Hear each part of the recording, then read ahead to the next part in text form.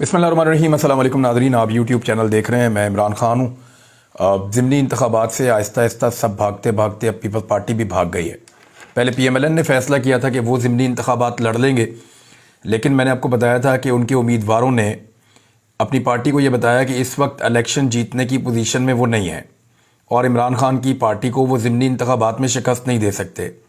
दूसरी बात यह है कि इतनी थोड़े से अरसे के लिए कोई भी इलेक्शन के अंदर पैसा लगाना नहीं चाहता। जब जीतने की उम्मीद भी ना हो और आप एक दिन के लिए भी MNA ना बन पा रहे हों तो फिर पैसा लगाने का क्या फ़ायदा। तो इसलिए PMLN भी भाग गई, फजलुर रहमान साहब की पार्टी भी भाग गई। सारी पॉलिटिकल पार्टीज़ ने कहा कि हम ज़िमनी इंतखाबात में नहीं जा रहे PTI के ख़िलाफ़। और अब फाइनली पाकिस्तान पीपल्स पार्टी ने भी कहा कि वो ज़िमनी इंतखाबात को नहीं लड़ेंगे। इससे पहले पीपल्स पार्टी जो है वो ज़िमनी इंतखाबात लड़ने की बात कर रही थी, लेकिन अब वो भी इसका बाइकआउट करने जा रहे हैं।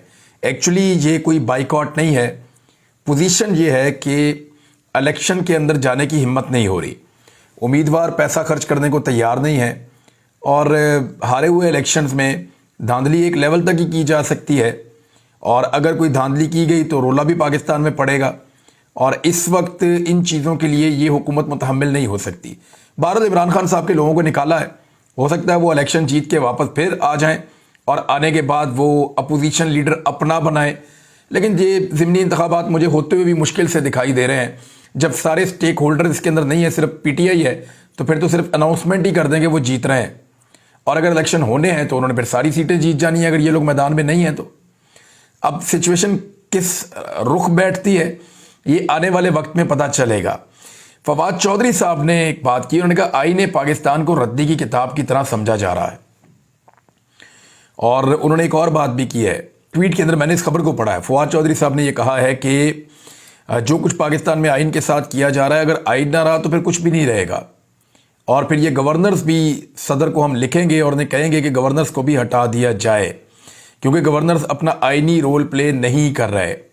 और फवाद चौधरी ने कहा कि हस्बे तवक्को इलेक्शन कमीशन और गवर्नर के इजलास में सिर्फ वक्त ज़ाया किया गया है।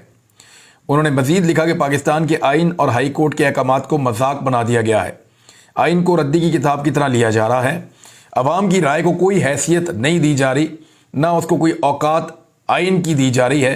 तो ये रही पाकिस्तान की सूरत हाल और एक पाकिस्तान इस तरह से लग रहा है कि एक बनाना रिपब्लिक की तरह चलाया जा रहा है। दूसरी जानिब जो लाहौर हाई कोर्ट ने हुक्म जारी किया था कि इलेक्शन कमीशन गवर्नर से मुशावरत के बाद फौरी तौर पे इंतखाबात की तारीख अनाउंस करे और 90 दिन के अंदर इंतखाबात होने चाहिए, जो आईनी तरीक़ाकार है।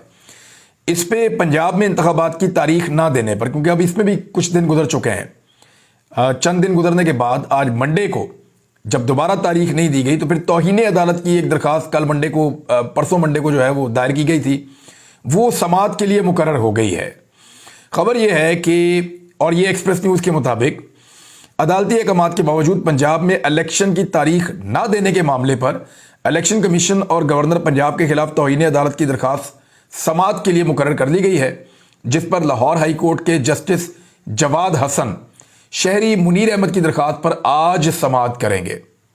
यानी अब समाअत होगी और इस मामले पे होगी कि अदालत ने एक हुक्म दिया और उस हुक्म के ऊपर अमल दरामद नहीं किया गया, तो ये तौहीन अदालत की एक कार्रवाई हो सकती है इलेक्शन कमीशन के खिलाफ। मेरे ख्याल में जिस तरह का इलेक्शन कमीशन है ना, उससे जान भी शायद ऐसे ही छूटेगी।